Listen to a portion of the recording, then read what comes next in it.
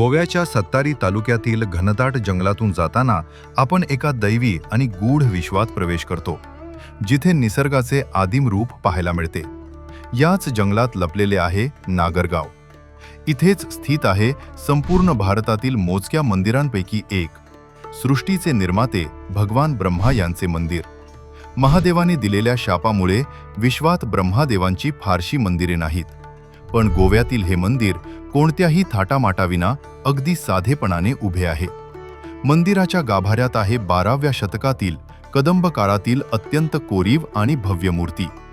6 फूट उंच चतुर्मुख ब्रह्मादेवांच्या दोन्ही बाजूंना सावित्री आणि गायत्री देवींच्या सुंदर मूर्ती कोरलेल्या आहेत. 16व्या शतकात पोर्तुगीज आक्रमणापासून वाचवण्यासाठी जुन्या गोव्यातील करमळी गावातून ही मूर्ती बैलगाडीतून सुरक्षित ठिकाणी नेली जात होती. पण देवराईत विसावलेल्या ब्रह्मादेवांनी ब्राह्मणाच्या स्वप्नात येऊन याच ठिकाणी राहण्याची इच्छा व्यक्त केली. तेव्हापासून या मंदिराला ब्रह्मा करमळी नाव पडले. गोव्याच्या कुशीत दडलेला हा दैवी इतिहास आजही भक्तांची वाट पाहत आहे.